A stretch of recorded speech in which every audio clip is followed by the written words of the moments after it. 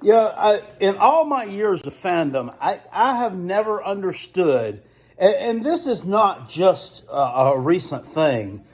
This has become a trend over the past number of years.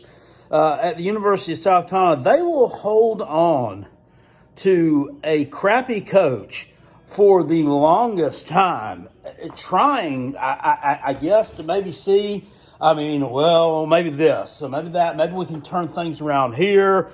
Maybe this can turn things around. I'm about sick and tired of watching this damn basketball team, and I'm just about to the point where I'm not going to watch it anymore. As you know, Carolina Jackpot, huge Carolina football fan, the biggest, the best. And, couldn't be a bigger fan. And I'm a fan of all of our teams, all sports.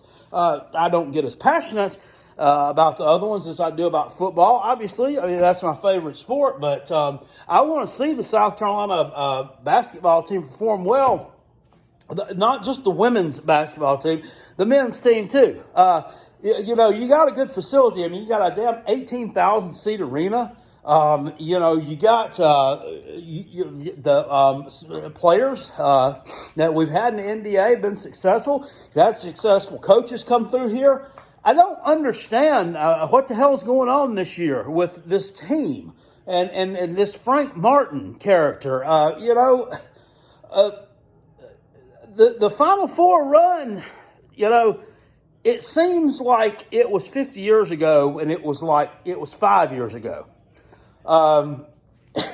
It ain't enough anymore, people. It's not enough anymore. Programs that are successful, athletic departments that are successful, don't keep on kicking the damn can down the road year after year after year. They just don't. How long are we going to, we kicked the Will Muschamp can down the road for 2 years. Now we're even kicking this Frank Martin can down the road for 3 or 4 years. When is it going to end? They're out here today playing Georgia in basketball. South Carolina is what? We're 10-8 right now. Georgia is 5-13. 5-13 in basketball. How are you that horrible?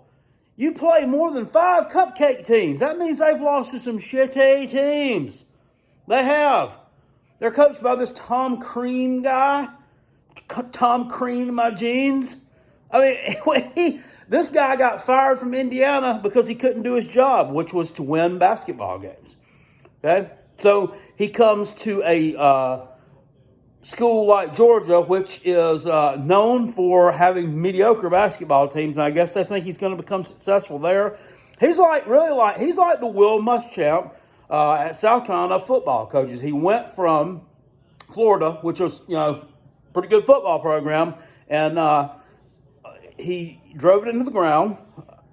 And then he comes to South Carolina, which is a historically mediocre football program, and we think he's going to turn it around. Same thing with this guy.